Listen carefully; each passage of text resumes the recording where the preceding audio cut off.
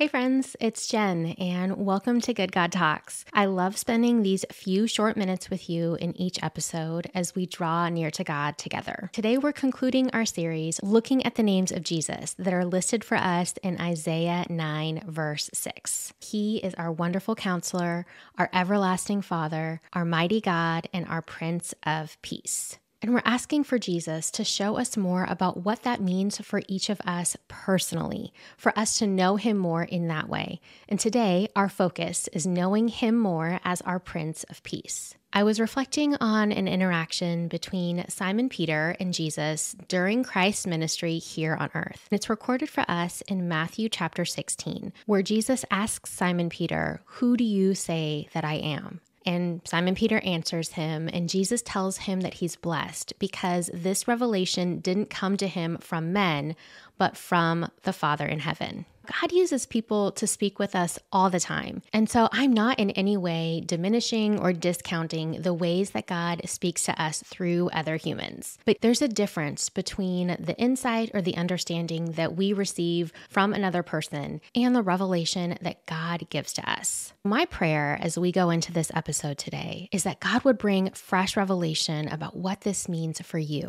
I'll share verses, I'll share from my own thoughts and experiences, but what you need is not revelation that I can give you. And so again, we're asking Jesus to share with us revelation about who he is as our Prince of Peace. Christ's kingdom is different from ours. It's far better, it's far larger, it's pre-existing, and Christ has authority over all forms of human authority, like we talked about in the last episode. And we see that lordship and that kingdom vocabulary continued here, but totally opposite from human rulers who use bloody conquest to hold tightly to all that they could possibly attain for themselves. The authority and the rule of Christ is one of generosity. It's one of giving. I'll read for us from the book of Ephesians. It's Ephesians 2, and I'll start with verse 12, which is inviting us to remember who we were before we knew Christ.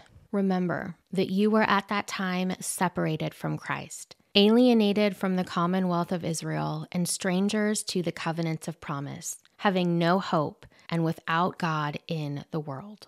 That is who we were. We were alienated, separated, not included in the people who belong to God. We were strangers to God's promises, and we were without hope. But then, verses 13 and 14. But now in Christ Jesus, you who were once far off have been brought near by the blood of Christ. For he himself is our peace, who has made us both one and has broken down in his flesh the dividing wall of hostility. And then I'll skip down and read verses 17 and 18.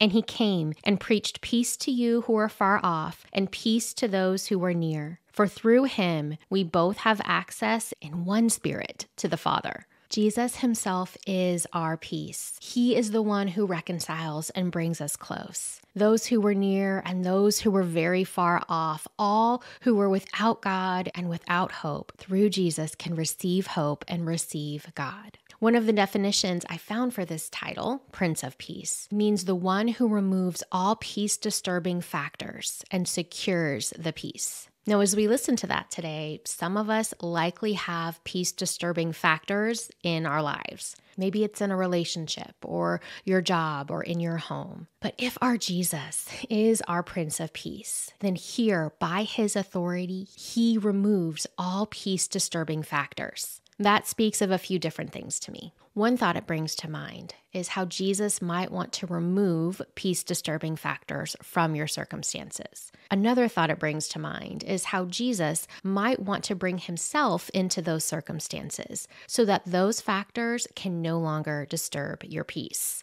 He is the one who secures the peace. He himself is the peace that you need.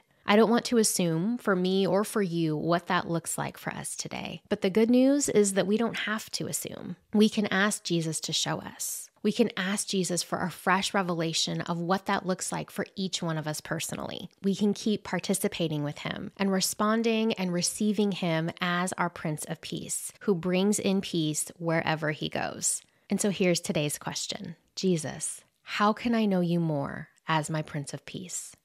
Have a good talk.